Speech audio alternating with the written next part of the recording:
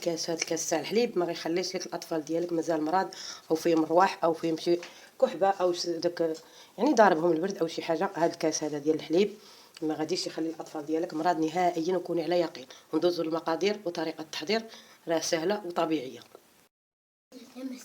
السلام عليكم ورحمه الله وبركاته. اليوم غنشارك معكم واحد الوصفه ديال الاطفال. الا عندكم الاطفال صغار وفيهم رواح او فيهم ضاربهم البرد، واحد الوصفه رائعه وما كتخليش لك الاطفال ديالك فيهم برد بلا دوايات بلا حتى شي حاجه. وصفه سهله مهله وطبيعيه 100%. غنحتاجوا هنا الزعتر، هذا هو الزعتر. غادي نشدو نحيدوا ليه هاد الورقه ديالو، هذه بحال هكذا، نقوه مزيان بهذه الطريقه هذه. يمكن لك تاخديه هكذا. لا خديتي الزعتر خضر زوين احسن كاع، غادي تغسليه حتى هو مزيان. خديتيه هكذا يعني داير بحال هكذا، تنقيه من التراب وتنقيه من العواد اللي فيه وتنقيه من اي حاجه فيه.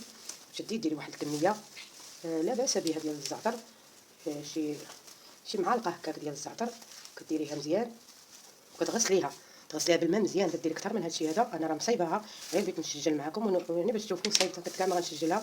ولكن تلاقيت سيدات بزاف كيحتاجوا لهاد الوصفه بالنسبه للاطفال وحتى الكبار، خدامه حتى الكبار، فهي زوينه ليهم، راه ما كتخليش رواح نهائيا. غنوريكم دابا الطريقه. بعد ما نقيناه هنا وغسلناه، خويناه هنايا، خوينا عليه الحليب ها هو، وحطيناه هنا يعني حتى برد، ماشي برد كاع، غير شويه جهد اللي يقدروا يشربوه الاطفال. دابا غندوزوه هنا في الصفايه هكذا، ودرت فيه واحد الحصيه ديال السكر او نص معلقه ديال العسل، يعني اللي عندك هكذا. ها هو كاس ديال الزعتر.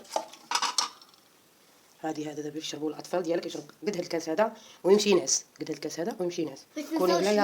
كوني على يقين المره الاولى الثانيه ما يبقاش مازال يدور به رواح. هذا الكاس هذا ديال الحليب ما يبقاش يدور به مازال رواح. وشكرا لكم. ما تنساوش لايك. شكرا بنتي.